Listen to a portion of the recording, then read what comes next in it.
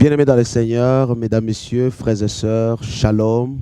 Ici votre humble serviteur, le révérend pasteur Ali Kitoko, berger de l'église Cité de la Grâce. Je vous salue tous dans le nom précieux de notre Seigneur Jésus. Aujourd'hui, nous avons un sujet tout à fait nouveau que j'aimerais que nous puissions traiter. Alors, sans plus tarder, nous commencerons par une courte prière et qui cela nous conduiront dans le vif du sujet. Père, au nom de Jésus, je te remercie encore de la grâce que tu nous accordes, que nous puissions être ensemble avec les frères, les sœurs et toutes les familles qui me suivent en ce moment. Je remets ces instants entre tes mains, afin que cette vérité puisse affranchir chacun de nous. Parle-nous, Saint-Esprit, dans le nom de Jésus. Je bénis, Père, tous ceux et celles, en ton nom Jésus, qui me suivent et qui ont l'habitude de nous suivre. Laisse que tu puisses toi seul nous parler. Merci, Saint-Esprit. Merci, Père, au nom de Jésus-Christ. Amen. Aujourd'hui, j'amène un sujet tout à fait particulier. Sans plus tarder, nous prendrons nos Bibles dans les livres de Josué, chapitre 1, du premier verset jusqu'au 9e. Et nous lirons aussi 1 Corinthiens, le chapitre 9, verset 25, et 2 Timothée, chapitre 2, verset 5. Je vais lire au nom de Jésus. Après la mort de Moïse, serviteur de l'Éternel, l'Éternel dit à Josué, fils de Nun, l'assistant de Moïse, « Mon serviteur Moïse est mort. Maintenant, donc dispose-toi à traverser le Jourdain avec tout ce peuple pour entrer dans le pays que je donne aux Israélites. Comme je l'ai promis à Moïse, je vous donne tout endroit où vous poserez vos pieds. Votre territoire s'étendra du désert jusqu'aux montagnes du Liban et du grand fleuve, l'Euphrate, à travers tout le pays des Hittites jusqu'à la mer Méditerranée à l'ouest. » Verset 5 dit, « Tant que tu vivras, personne ne pourra te résister, car je serai avec toi, comme j'ai été avec Moïse, je ne te délaisserai pas et je ne t'abandonnerai pas. Prends courage et tiens bon, car c'est toi qui feras entrer ce peuple en possession du pays que j'ai promis par serment à leurs ancêtres de leur donner. Simplement prends courage et tiens bon pour veiller à obéir à toute la loi que mon serviteur Moïse t'a prescrite, sans t'en écarter ni d'un côté ni de l'autre. Alors tu réussiras dans tout ce que tu entreprendras. » Le verset 8 dit, « Aie soin de répéter sans cesse les paroles de ces livres de la loi. Médite-le jour et nuit, afin d'y obéir et d'appliquer tout ce qui est écrit. Car alors tu auras du succès dans tes entreprises, alors tu réussiras. Je t'ai donné cet ordre. Prends courage et tiens bon, ne crains rien et ne te laisse pas effrayer, car moi, l'Éternel ton Dieu, je serai avec toi dans tout ce que tu entreprendras. » Aujourd'hui, nous voulons parler d'un sujet intitulé « La discipline ». Pourquoi nous voulons parler de la discipline? Parce que lorsqu'on parle d'un disciple, la Bible dit « Allez, faites de toutes les nations les disciples ». Dans le mot disciple, il y a un mot caché qu'on appelle discipline. Ce mot discipline, nous ne pouvons pas parler des disciples sans parler de la discipline et non plus sans parler des instructions ou même sans parler du maître. Nous avons un maître qui émet des règlements ou qui émet certaines instructions que nous devons suivre et c'est en ce moment-là qu'on appelle que tu es un disciple, c'est-à-dire celui qui suit les instructions ou même qui obéit au règlement du maître.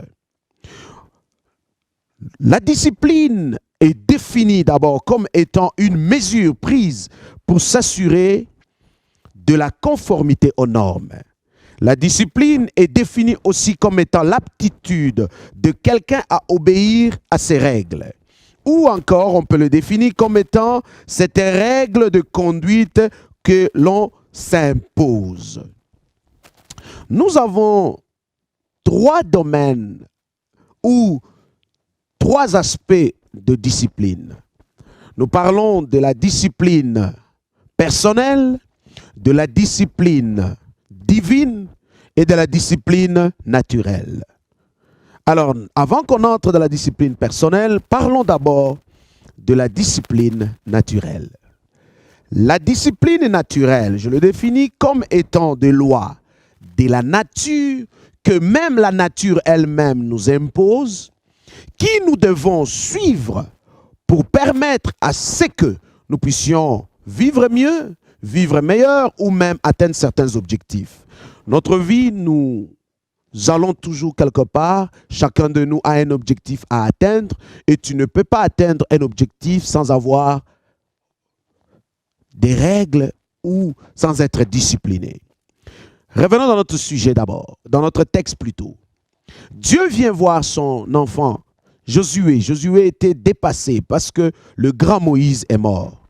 Josué était découragé parce que son héros est parti.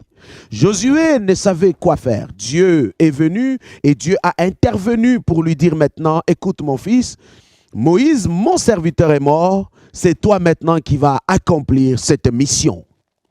La mission a été bel et bien expliquée à Josué, mais Dieu a insisté à quelques points très capitaux parce que nous avons la vision là-dedans ou la mission qu'il a expliquée qui est tout à fait un objectif à atteindre. Mais pour atteindre cet objectif, Dieu a insisté à une discipline, c'est-à-dire à fonctionner en suivant les règles ou certains principes. Pourquoi? Sans ces règles ou sans une vie de discipline, Josué ne sera pas celui qui va atteindre un objectif ou non plus Josué ne réussira pas. Dieu a insisté. Pour que tu puisses réussir ou avoir du succès, tu as intérêt de fonctionner en suivant les règles ou en suivant les principes ou en ayant des principes. 1 Corinthiens, le chapitre 9, verset 25, et nous allons lire 2 Timothée, chapitre 2, verset 5.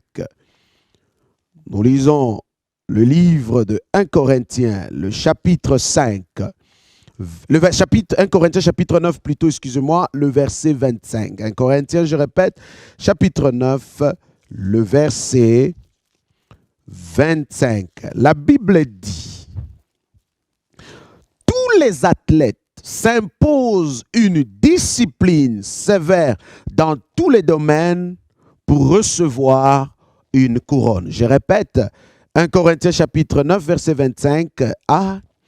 Tous les athlètes s'imposent une discipline sévère dans tous les domaines pour recevoir une couronne. Nous allons dans 2 Timothée. La Bible dit dans les livres de 2 Timothée chapitre 2, verset 5, il est écrit,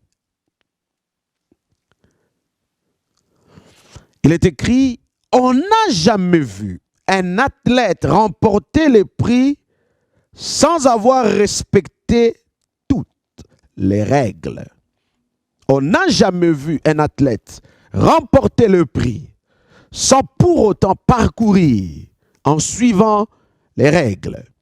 Ou non plus, tout athlète s'impose toute espèce de discipline ou se donne certains règlements pour être couronné. On ne peut pas parler d'un disciple authentique qui va être couronné sans que ce disciple soit discipliné ou même sans que ce disciple puisse fonctionner en suivant des règles. Mesdames, Messieurs, frères et sœurs, nous vivons dans un monde dans lequel nous sommes en train de voyager. Et chacun de nous toute personne qui est en train de voyager, il voyage à une destination. Cette destination s'avère un objectif à atteindre. Et pour atteindre cet objectif, tu as intérêt à marcher ou à fonctionner avec des règles, avec des principes et encore être discipliné. Sinon, tu n'arriveras pas à ta destination ou tu n'atteindras pas non plus tes objectifs. Si Josué, peu importe un héros aussi, un combattant qui a fait des guerres, pourra fonctionner cette fois-ci avec la nouvelle mission que Dieu vient de lui confier, sans pour autant suivre les règles, Josué n'atteindra jamais le succès ou n'aura jamais le succès et ne réussira pas. Je vous ai parlé ou j'ai introduit en disant, nous parlons de la discipline naturelle, la discipline divine ou même la discipline personnelle. Entrons tout d'abord dans la discipline naturelle, comme je l'ai défini, la discipline naturelle comme étant une discipline ou une loi naturelle que même la nature elle-même nous impose, que toi et moi, pour vivre mieux, tu dois respecter. La nature elle-même a ses lois. La nature elle-même a ses règlements. La nature elle-même a toutes sortes de facteurs qui permettent à ce que toi, qui es né dans ce monde, que tu puisses les respecter ou fonctionner en suivant les règles, tout en sachant une chose. Nous sommes dans un corps mortel. Ce corps est mortel. Et lorsque tu vis dans un corps tout à fait mortel comme toi et moi, sur cette terre des hommes, il y a des lois que tu dois aussi respecter pour se garder en vie et atteindre certains objectifs. Il y a des endroits dans lesquels tu ne dois pas être sans pour autant qu'il y ait le nécessaire pour respirer. Sinon, tu vas être asphyxié. À cause de quoi? La loi de la nature même te permet à ce que tu dois être dans des endroits qui te permettra à ce que tu puisses bien respirer ou bien vivre. C'est naturel. C'est la loi de la nature. Et frères et sœurs, la plupart de nous croyants, nous chrétiens, nous vivons trop spirituels en croyant toujours que même si tu es dans un endroit dans lequel on est en train de tirer des balles, ou tu es dans un endroit dans lequel, frère, la respiration est quasiment nulle, ou tu es dans un endroit dans lequel la visibilité est encore nulle, ah non, j'ai le Saint-Esprit, je vais voir, j'ai le Saint-Esprit, je vais respirer, j'ai la puissance de Dieu, tout ira bien. Mon ami, frères et sœurs, tu mourras aussi vite que tu peux à cause que quoi? Tu n'as pas respecté certains facteurs ou même certaines lois de la nature. Même si tu vas dire que le travail, c'est travail ou c'est Dieu qui m'a donné ce travail, mais il est important de savoir que dans la compagnie dans laquelle tu travailles, il faut que tu puisses être dans un environnement qui va te permettre de respirer bien et mieux. Voilà pourquoi, mesdames, messieurs, je reviens aujourd'hui avec ce premier élément sur les règlements de la nature ou le règlement naturel que vous et moi, nous devons en tenir compte et en respecter. Plusieurs chrétiens meurent vite, ils sont en train de mourir aussi vite à cause de manque de la discipline et cette discipline face à la nature. J'ai vu quelqu'un qui a dit: il va essayer ce que Daniel a fait, c'est-à-dire être dans la fosse au lion pour permettre à ce que le lion, je ne sais pas s'il voulait que le lion puisse croire en Dieu ou accepter le Seigneur. Il avait la Bible, il invoquait le Seigneur, mais je vous dis qu'il a fini très mal parce que la loi de la nature aussi, il faut la connaître, il faut vraiment la connaître et la respecter. Je crois à un Dieu, je crois à un Dieu puissant, au miracle et aussi au pouvoir que Dieu dépose dans chacun de nous, mais sauf que je sais aussi, nous sommes sur la terre dans laquelle il y a certaines lois que mon frère, mon ami, si que Dieu lui-même ne t'a pas inspiré pour aller vers le lion, lui prêcher l'évangile, si tu veux l'essayer, ne le fais pas, respecte la nature. Le lion est plus gros, plus puissant et il est aussi plus dévorant. Ça, c'est la loi de la nature. Frères et sœurs, nous entrons dans ce qu'on appelle la loi ou la discipline divine. En tant que chrétien ou en tant que citoyen du royaume, lorsque tu acceptes Jésus comme ton Seigneur et ton Sauveur, sache une chose, frère, tu deviens son disciple. Étant devenu disciple du Seigneur, sache une chose, dans toute institution ou même organisation, il y a des règles, il y a des règlements que tu dois respecter. Voilà pourquoi la Bible dit ceci, comme nous l'avons lu, un athlète ne peut jamais remporter le prix, c'est biblique, et être couronné sans parcourir ou sans courir en suivant les règles.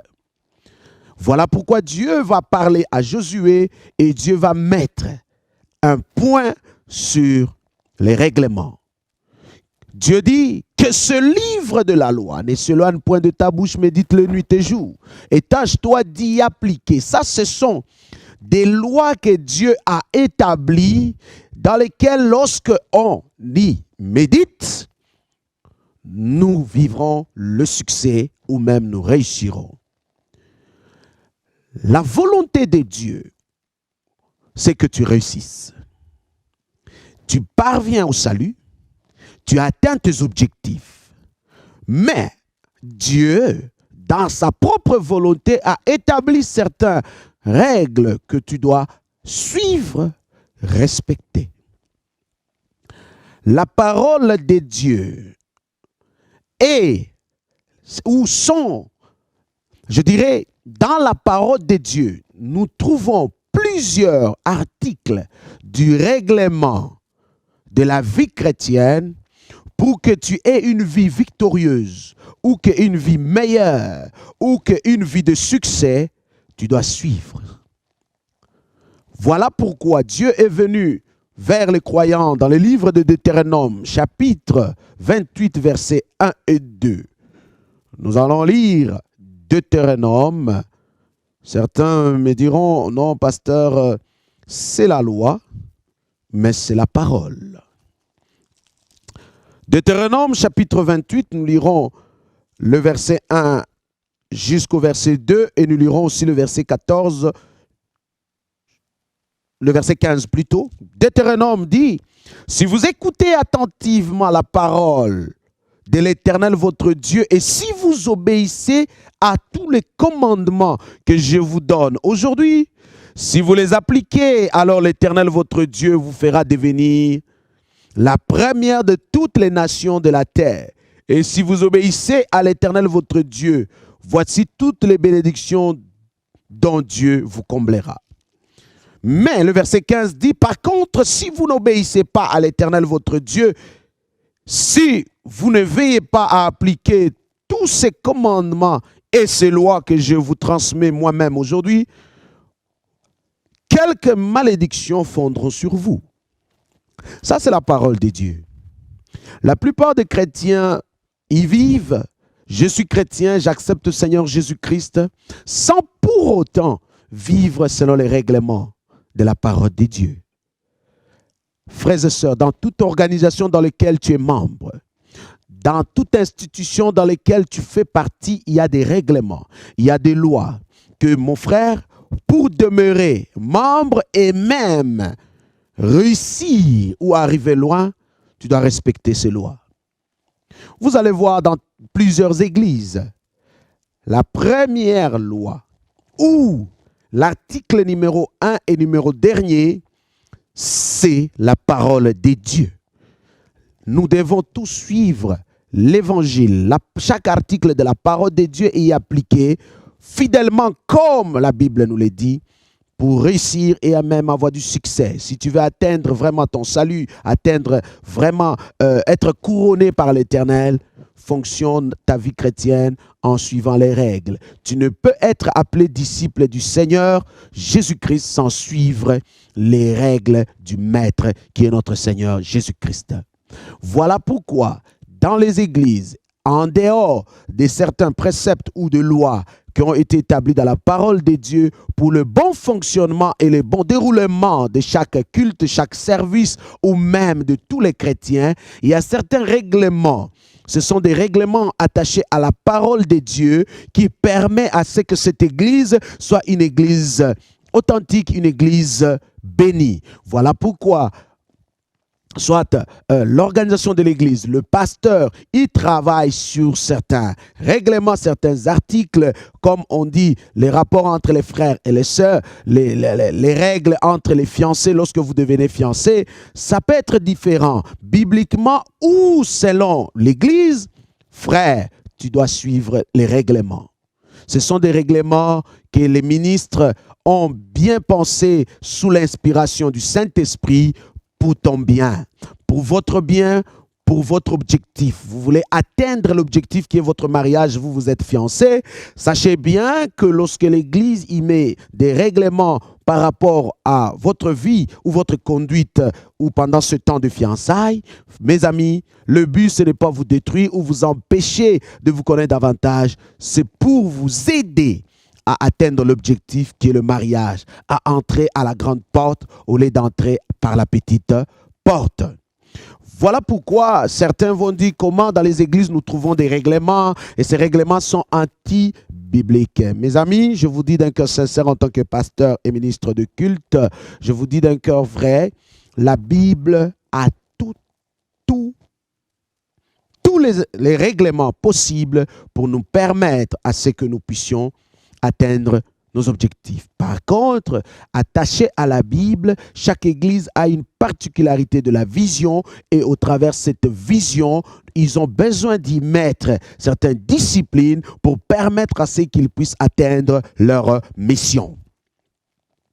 Que Dieu vous bénisse sur ce sujet et voilà pourquoi, je vous dis sincèrement, dans la parole de Dieu, nous trouvons certains règlements que la Bible n'a pas bannis et que nous devons respecter pour permettre que nous puissions atteindre nos objectifs. Je ne nommerai pas ici plusieurs règlements entre autres. On dit par exemple la notion de temps. La notion de temps est très importante. Si tu es indiscipliné dans la maison de Dieu, dans le domaine du temps, tu rateras certains miracles comme cet homme qui a fait 38 années au bord d'une piscine sans pour autant être à l'heure lorsque l'ange descendait dans la piscine de Bethesda pour bouillonner l'eau et vivre son miracle. Voilà pourquoi si tu n'es pas réglementé au niveau de ton temps par rapport à ta présence au culte, ce n'est pas pour satisfaire le pasteur, c'est pour ton bien. Ton miracle peut être, si ton culte commence à 10 heures, ton miracle peut être à 10 heures 1 minute, mais toi tu débarques dans un culte à 10h15, sache que l'eau qui t'a été destinée pour ton miracle a déjà été bouillonnée, le Seigneur est déjà passé. Voilà pourquoi Dieu va dire dans sa parole, malheur à toi Jérusalem qui n'a pas su comprendre l'heure où l'Éternel t'a visité. L'heure où l'Éternel te visite, c'est l'heure où le culte commence. Ça se peut que c'est à 10h30 si votre culte commence à 10h juste, peut-être c'est à 30 minutes, mais ça peut être à 1 minute. Dès lors, on siffle que Dieu vous bénisse, bienvenue dans ce culte. J'insiste beaucoup sur la discipline de temps. J'insiste beaucoup sur la discipline lorsque on y met, on dit l'église va jeûner. Nous devons jeûner, tous les chrétiens dans notre église, on est en train de jeûner. Toi, le jeûne ne te dit rien, mon ami. Sache une chose, le maître de la discipline lui-même, c'est l'Éternel. Il sait pourquoi il a inspiré les autorités de l'église à faire le jeûne cette période ici. Il le sait pourquoi il y a la convention et le séminaire où il y a la conférence, il le sait. Ça se peut que toi qui boudes même la conférence, ça peut être cette conférence, c'est pour toi. C'est l'heure de la visitation. Je reviens, mes amis. J'insiste beaucoup sur ce qui concerne les lois que Dieu a établies, les règlements que Dieu a établis dans la maison de Dieu, dans la vie chrétienne. Frère, prier sans cesse, c'est un des règlements. Donner sa dîme, c'est un des règlements. Tout ça, c'est la parole de Dieu. J'aimerais qu'on reste sur les règlements divins ou même la discipline divine. C'est une discipline attachée à la parole de Dieu. Et j'insiste en disant que cela est très salutaire, très important pour ta vie chrétienne de victoire, ta vie chrétienne de succès, ta vie chrétienne de réussite. Plusieurs chrétiens ne sont pas disciplinés. Je t'invite, mon ami, à être discipliné et à suivre les règles établies dans l'équipe de louange, les règles établies dans ton département, les règlements établis dans l'ensemble de la congrégation. Tu es disciple du Seigneur, disciple de celui que Dieu a établi comme berger dans cette église, et un disciple est discipliné. Nous entrons dans un autre point, comme la Bible dit. On n'a jamais vu un athlète parcourir et être couronné sans pour autant suivre les règles. Nous parlons de la discipline, nous avons défini comme étant, ce sont des mesures que chaque enfant de Dieu doit prendre pour s'assurer aux normes. Je répète, la discipline est une mesure prise pour s'assurer à la conformité aux normes. C'est l'aptitude qu'une personne, c'est l'aptitude de quelqu'un à obéir à ces règles. Ou en d'autres termes, c'est une règle de conduite que l'on s'impose. Mesdames, Messieurs, en ce moment, j'aimerais parler aussi des règles personnelles ou de la discipline personnelle. Nous nous retrouvons aujourd'hui face à des objectifs personnels que nous voulons atteindre. Comme Josué aussi avait une mission à accomplir, un objectif à atteindre, c'est faire posséder le peuple de Dieu, les Israélites, la terre promise. Et Josué devait d'abord lui-même fonctionner en suivant les règles que Dieu lui a prescrites. Aujourd'hui, je vais terminer sur la discipline personnelle. La discipline personnelle, je dirais, c'est un règlement qu'une personne va s'imposer par rapport à lui-même, en d'autres termes, par rapport à ses faiblesses, à ses forces et aussi à l'objectif à atteindre. Tu veux atteindre un objectif, tu dois regarder tes faiblesses, observe bien qui tu es, et découvre tes propres faiblesses. Car les règlements que tu vas y mettre vont dépendre, de l'objectif à atteindre et aussi te connaissant bien. Si jamais tu sais très bien que tu es faible avec les femmes, et que tu es un homme bien sûr, et que tu es faible avec les femmes, sachant bien, pour mieux stabiliser et vivre dans ton foyer, tu as intérêt de sauver ce mariage ou même de vivre une vie conjugale victorieuse, alors tu as intérêt de mettre une discipline sévère. Paul va dire, je traite même mon corps dur pour atteindre mon objectif.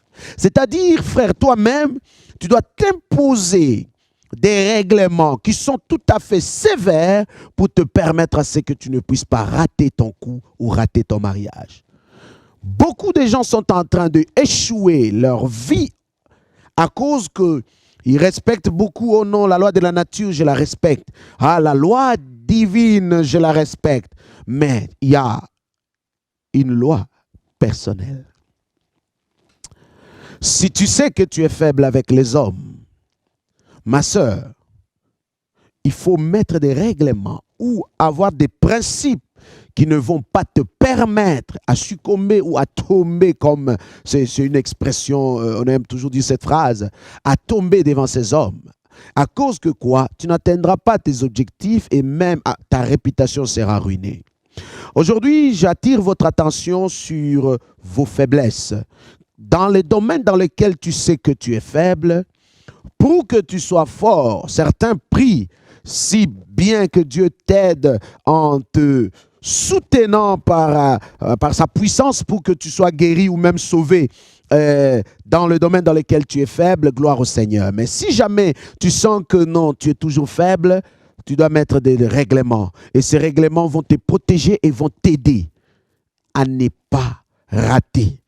Je dis bien rater ton objectif. Si tu sais très bien qu'avec l'argent, vous ne vous entendez pas, toi, quand tu vois l'argent, ton cœur bat très vite. Donc ça, le battement du cœur va quadrupler.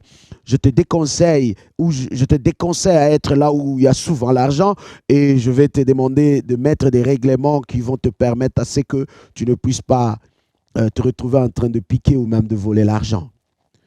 Dans tous les domaines, mes amis, personnels, sois discipliné. Le côté de la santé, quand tu regardes ta santé physique, mes amis, le Saint-Esprit va t'inspirer et si jamais tu sens que non, Dieu ne m'inspire rien, mais toi-même personnellement, il est important que tu y mets certains règlements qui vont t'aider à te garder en santé. Ça fait partie aussi de la loi de la nature, mais aussi je les ramène sous la loi ou même les règlements personnels pour dire, mes amis, disciplinons-nous dans tout ce que nous mangeons. Mets la discipline dans tout ce que tu bois. Mets la discipline dans tout ce que tu regardes. Mets la discipline partout où tu te rends. Mets la discipline partout, avec toutes les personnes dont tu fréquentes. Tu dois mettre la discipline, mon ami. Vis une vie de principe et une vie de règlement. Lorsque tu mènes une vie de principe ou même une vie de règlement, c'est alors que tu auras du succès et tu réussiras. Nous sommes des croyants et des chrétiens, surtout que j'insiste, nous voulons toujours que non, notre Église, la vie chrétienne est une vie de la démocratie. Même dans la démocratie, il y a des lois à respecter. Même dans la démocratie, il y a des règlements que tu dois suivre. Même dans la démocratie, nous devons être disciplinés. Je ramène l'ordre dans la maison de Dieu. Je ramène l'ordre dans ta propre vie personnelle. Je ramène l'ordre, bien-aimé, dans ton foyer. Je ramène l'ordre dans la famille. Mes amis, dans toutes les familles, ils ont tous un objectif à atteindre. Mais la différence est dans les règles ou même dans la discipline. Si chez les voisins, c'est l'anarchie, chez les voisins, il n'y a pas de règlement. Mais mon ami, tu as un objectif à atteindre. Tu as besoin d'avoir du succès, même de réussir. Et je te dis, tous ceux qui réussissent et tous ceux qui ont du succès, ils fonctionnent avec des principes et ils fonctionnent dans la discipline. Ma sœur, certains m'ont appelé, certains ont prié avec moi. Je ne comprends pas, mon foyer est en train de s'écrouler. Ma vie, la vie des familles est divisée. Nous traversons des moments difficiles. Mais en résumé de tout ça, vous allez constater, il manque de discipline. Ma sœur, j'insiste beaucoup aux femmes, vous qui êtes peut-être fiancées ou même mariées. Il est important de se donner des limites. Dieu a insisté à Josué en lui disant, voici que votre territoire s'étendra, c'est-à-dire votre territoire a une limite. Il est important de reconnaître que dans le domaine de la discipline, il y a aussi le facteur de la limite, du réserve, de l'abstinence. Il y a certaines choses, ma sœur, tu as intérêt de t'abstenir. Il y a certaines choses, tu as intérêt de te réserver. Il y a certaines choses que tu as besoin de te préserver même. Menons une vie de discipline. Pour que ton foyer puisse réussir, ma sœur, sois disciplinée. Mesdames, messieurs, frères, je insiste beaucoup, vous qui vivez un moment très difficile, de la division, vous êtes en train de vous entre-déchirer, c'est tout simplement parce qu'il n'y a plus de règlement. Je vous ramène à l'ordre, frère. Tu dois être discipliné, mon frère. Le corps que vous voyez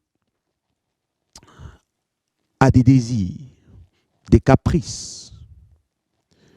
Mais, pour te garder pur, te garder en santé, tu as intérêt de discipliner ton corps.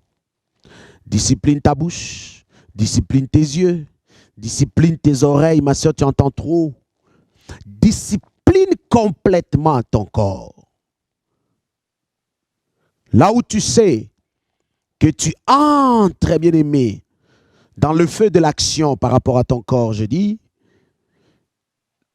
tu dois apprendre ton corps à être discipliné. Je ne crois pas que quelqu'un va dire,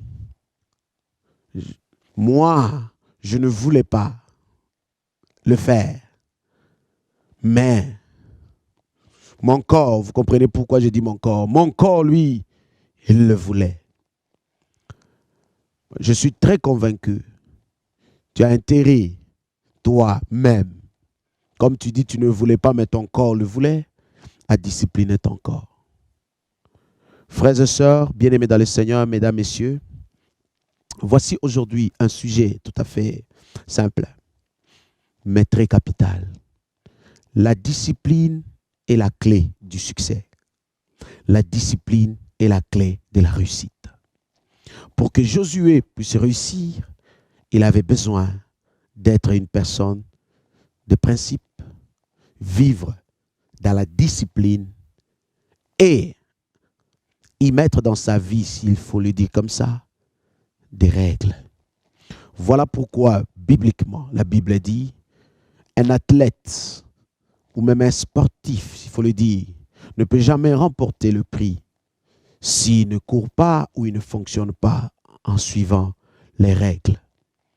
Les sportifs, tous ceux qui pratiquent une discipline quelconque, je suis sûr que ce sujet vous bénit, mais j'ose croire que tout un chacun de nous, dans le domaine dans lequel nous évoluons, où nous fonctionnons, nous avons intérêt d'être disciplinés. Je termine avec le livre de Psaumes, le chapitre 1, le Psaume, le chapitre 1, versets 1 et 3, et nous allons clôturer notre sujet. La Bible dit, Psaume chapitre 1, verset 1 à 3, « Heureux l'homme qui ne marche pas selon les conseils des méchants, qui ne va pas se tenir sur le chemin des pécheurs, qui ne s'assit pas en compagnie de moqueurs. Toute sa joie, il le met dans la loi de l'Éternel, qu'il médite jour et nuit. » Le verset 3 dit, « Il prospère comme un arbre planté près d'un courant d'eau, il donne toujours son fruit lorsque revient la saison. Son feuillage est toujours vert et tout ce qu'il fait réussit. » Heureux l'homme qui va fonctionner dans la discipline. Cette discipline ou ces principes ne te permettra pas aussi d'être en compagnie de moqueurs ou de s'asseoir avec tous ceux qui ne contribueront même pas à ton évolution et à ton progrès. La Bible dit, est heureux celui qui prend le temps, qui passe son temps dans la loi de l'Éternel, c'est-à-dire en fonctionnant avec des règlements, ou avec des règles, s'il faut le dire comme ça, avec des principes, soit personnels, naturels et même divins. C'est alors que la Bible dit, tout ce que tu feras te réussira.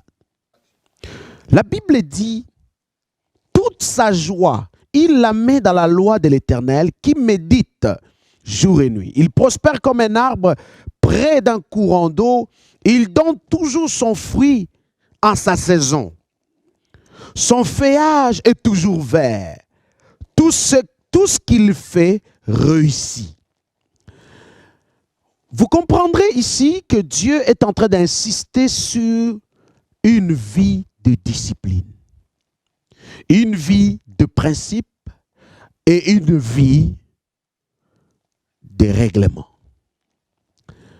Mesdames, Messieurs, frères et sœurs, observez bien que Dieu même dit la réussite et le succès dépendent de la discipline que nous nous imposons ou que même nous adoptons, parce qu'il y a certaines disciplines que même la vision va nous imposer, l'objectif va nous souffler, et il y a certaines disciplines que nous devons y mettre à cause de notre faiblesse personnelle. Sachant bien que je suis faible dans un domaine quelconque, je vais mettre certains principes ou des règlements qui vont me permettre à ce que je ne puisse pas rater mes objectifs.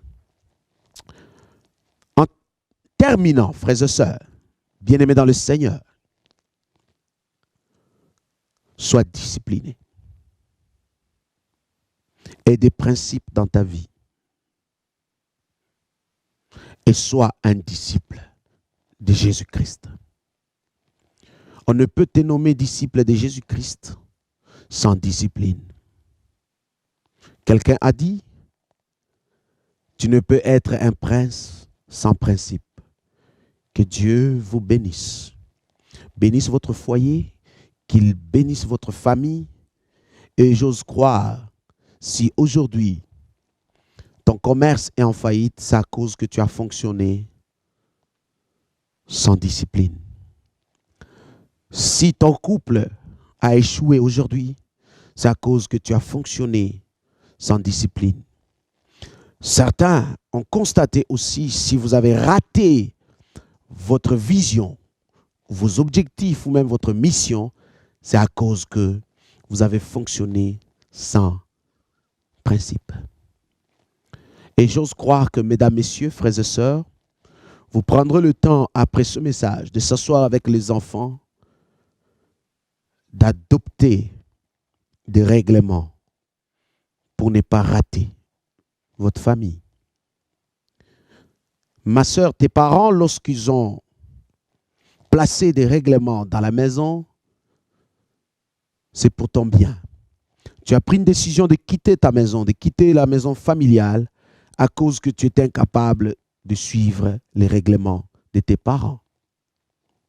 Mais sache une chose, les règlements que les parents ont dû mettre dans la famille, ce n'était pas pour te tuer, pour détruire ta vie, c'était pour te permettre d'atteindre des objectifs.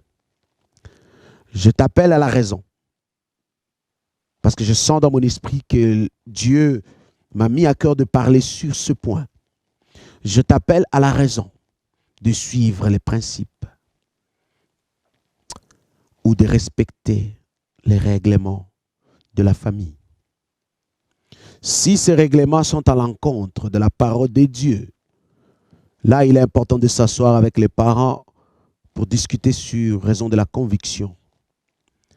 Mais si ces règlements, c'est pour t'aider, t'orienter, tu dois suivre ces règlements. D'ailleurs même, quand tu habites chez quelqu'un, quand tu habites chez autrui, comme on dit, il faut respecter les lois établies dans cette maison.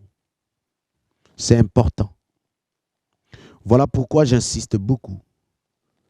Mesdames, messieurs, pour le succès de votre couple, soyez un couple discipliné. Pour le succès de votre entreprise, il faut qu'il y ait des règlements. Pour le succès de votre église, il faut que votre église soit une église disciplinée. L'église est composée des disciples du Seigneur. Ces disciples du Seigneur doivent être disciplinés en suivant les règlements de la loi de la parole de Dieu. Que Dieu vous bénisse abondamment et nous croyons vous revoir dans nos prochaines émissions. Nous allons prier ensemble. Père, merci encore pour ce soir. Merci pour ces instants. Pour mes frères, pour mes enfants, mes fils et mes filles qui fonctionnent sans discipline, qui entament une vie de fiançailles sans principe ou même sans discipline. Regarde toute cette organisation, institution, ou même ce couple, Seigneur notre Dieu, sans règlement. C'est le désordre qui règne. Parce que, ô Père, on adopte, Seigneur notre Dieu, des règlements dans nos foyers, dans nos familles, ou même dans notre vie personnelle. C'est pour l'ordre et que nous puissions atteindre nos objectifs. Merci pour tous ceux et celles que tu vas inspirer en ce moment. Ô Dieu de gloire, certains articles de leur règlement personnel, certains articles, ô Dieu, des règlements divins, et aussi certains vont comprendre que la nature elle-même a aussi des lois ou des règlements que nous devons respecter. Je bénis chacun de nous et je bénis chaque église en ce moment, chaque famille, chaque couple. C'est dans le nom de Jésus-Christ. Amen. Ici votre humble serviteur, le révérend pasteur Ali, berger de l'église Cité de la Grâce. Si vous voulez un conseil et que vous voulez une prière, je vous invite à appeler le numéro qui est au-dessus de votre petit écran. Merci de votre attention et de votre temps. Que Dieu vous bénisse.